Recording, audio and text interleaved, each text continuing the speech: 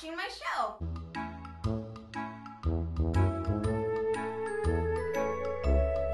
So as you obviously could tell, I am not Dodger. I am Erin of Happily Erin. I do anime, all sorts of different anime content. So I do anime reviews, anime first impressions, anime previews of when a new season is coming up. Because your usually lovely host is on vacation in Portugal this week, she asked me to come and do a fill-in episode of news. But I don't really play games. Not that they aren't interesting. I myself just am not really into them. So giving you gaming news wouldn't make very much sense. So, as I'm an anime channel, I am actually going to give you anime news.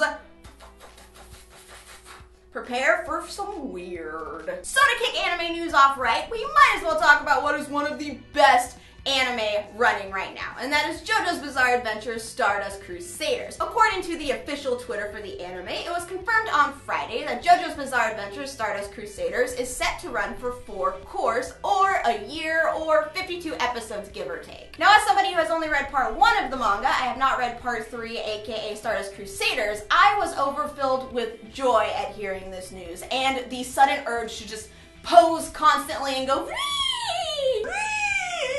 But then I went and talked to my friend Alex, aka Octopimp, aka JoJo's Bizarre Adventure superfan #1, and he was completely shocked by the fact that they're giving it 52 episodes. It would appear that his shock is actually the consensus among the vast majority of the manga readers, because a lot of them are very concerned with how this will affect the pacing of the series, because while it ensures that the entire part is adapted, it also almost guarantees that each battle is going to be drawn out and lose its effectiveness, or that there will be filler episodes thrown in. It's one of those things that we're definitely going to have to play it by ear and see it out, but if you were planning on marathoning the series, you're going to have to wait a little bit longer than you were anticipating. I will end this by saying that if you have not watched any of JoJo's Bizarre Adventure, you just go and do it. You are missing out on one of the most fantastic, fabulous, wacky, weird, underrated anime that's come out in the last decade. All of the posing, you guys. Just think of the posing, go and watch it. You can come back and thank me later. I'll leave a link in the description down below where you can watch it on Crunchyroll. Crunchyroll has all of part 1, part 2, and it is currently streaming part 3. So you have no excuses, go and watch it.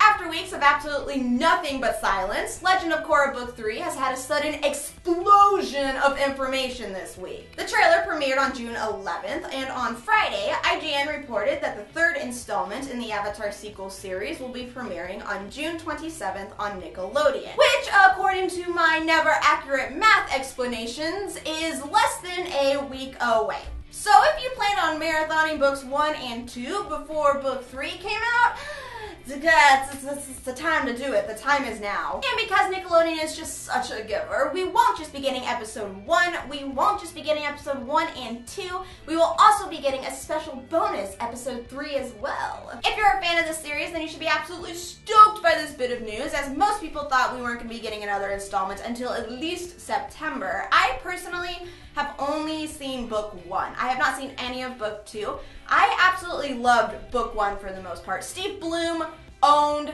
he had the best, he's just the best voice. I have a soft spot for Steve Blum as an amazing voice actor. The animation was fantastic. I really enjoyed the overall storyline. I did have a lot of feels about the ending, and they were very negative feels. They're more of a criticism than they're actually feels, but sometimes those get mixed up. And if Mako, if Mako could just take himself out and just remove himself from in between the love that is Asami and Korra, because OTP, that would make me so happy. P.S. Before anybody tries to punch me in the ovaries for including Korra in an anime news video, I do not consider Legend of Korra or Avatar The Last Airbender to be anime. I think they are more anime inspired or anime adjacent, but the reason I'm including it is because there's definitely a big crossover of fans there, and maybe you people didn't know about that, so I just wanted to share the Korra love. I wanted to share the Korra love and magnificence, okay? As for some super incredibly exciting manga news, that 14-year-old me probably would have just passed out and nose bled all over the place because she would have been so excited hearing this. It was announced in the July edition of Kodansha's magazine special that Clamp, the mangaka group behind Cardcaptor Sakura, Magic Knight Rare, X 1999, Triple X Holic, all sorts of fantastic manga series, are going to be debuting their new manga in the upcoming August edition of the magazine. As for what the actual manga is going to be, the magazine teased that it's going to be a new story of Tsubasa connected to Triple X Holic Ray. Excuse me while that was 14-year-old me bringing it back. Old school. For those of you who do not know, Tsubasa Reservoir Chronicles was a crossover work in which Clamp just grabbed and took tons of its characters from previous works and just shoved them all into this one story. And it did it in a very clever and intriguing way. It was also much more of a shonen action fantasy series than its previous works, which, if you know anything, if you're familiar with Clamp, vast majority of their works are very heavily shoujo, flowers, and pretty giant eyes everywhere. I will say that it's been 10 years and I still haven't forgiven Clamp for what they did to Kurogane and Faye. That's all I'm saying. No spoils, but my heart is broken. I don't know what they're going to be doing with this manga. I'm genuinely curious, so I'll definitely be checking it out. But, you know, that's all I can say. It's gonna look gorgeous. No matter what, it is going to look absolutely gorgeous. If you have not seen the style of Tsubasa Reservoir Chronicles, here, I'll put it in a box. Look how pretty this is. For my last bit of anime news, I wanted to touch on all of the trailers that were thrown at us this week because we're about 2 weeks out from the upcoming summer 2014 anime season. So it's about the time when people just start puking trailers at us, just jizzing all over.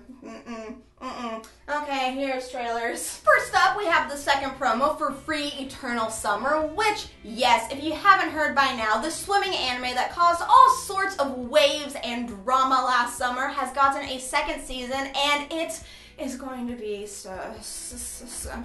Yes, it's gonna be so good. The second promo shows us that the series will probably stick pretty close to the same feel of the first season, which is adorable and lighthearted yet feelsy. The highly anticipated new character Sosuke, aka Rin's best friend from elementary school, was also in the preview, and like the rest of the cast, he's oh so pretty. It is also hinted at that the plot is going to heavily deal with the graduation of Rin, Haru, and Makoto.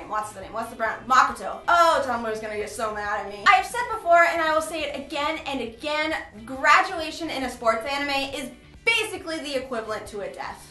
It's just goodbye and tears and feels and no! One of the most highly anticipated series this season is definitely Akame Got Kill, and with this full preview that was just released, I can understand the hype. It is looking dope! The trailer shows off gorgeous animation and teases its dark action fantasy storyline, which means awesome looking sword fights and tons of gorgeous blood splatter. And the soundtrack by the same composer who did JoJo's Bizarre Adventure is sounding fantastic. Other series that had some preview material made available this week were Sword Art Online 2, which, you know, still nothing has made me even a smidgen excited about this series, but I think that's just because season 1, this first series, left such a bad taste in my mouth that it's going to take a lot for season 2 is going to have to be hella good for me to want to watch it. I'll probably still end up watching it because it's going to be a big thing in the anime community, and you know, it's going to look fantastic.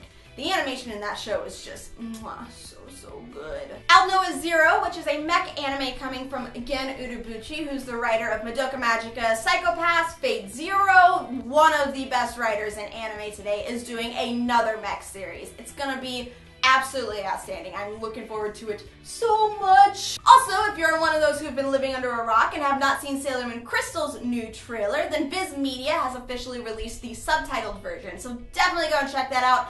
Still, you know, I have a little bit of mixed feelings about the art style. It definitely looks very similar to the manga. Like, it looks much closer to the manga than the original anime did. But saying that, Sailor Moon's face, you know, it doesn't change expression a lot. Most of the time it's just her going, just looking really surprised. That probably didn't look very surprised, it just looked horrified. Okay guys, that is it for Anime News. Thank you so much to Dodger for allowing me to come on and guest host while she's out of town. I promise that I didn't actually smother her with my Kuroko no Basuke body pillow.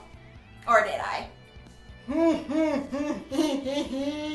will be back next week, but in the meantime, you should definitely go and send her some love because she is sick on vacation, and being sick on vacation is never fun. So you should definitely give her some tweets, send her some love. If you would like more of me, you can find me at youtube.com/happilyerin. I do anime reviews and anime first impressions, as well as a podcast called Manga Pod, which Dodger co-hosts with me. It's all sorts of amazingness and all sorts of shenanigans, and most of the time we're very inappropriate, so you know you want to check that out. As for social media, I am Happily Erin all the way across the board. There are links in the description down below for you to go and check any of that out. If you want to tweet at me, I am guaranteed to retweet you if you talk about Kuroko no Basuke or otters. Those are basically the two things that are most important to me. I hope you guys are having a fantastic anime-filled day, and I'll talk to you later. Bye-bye!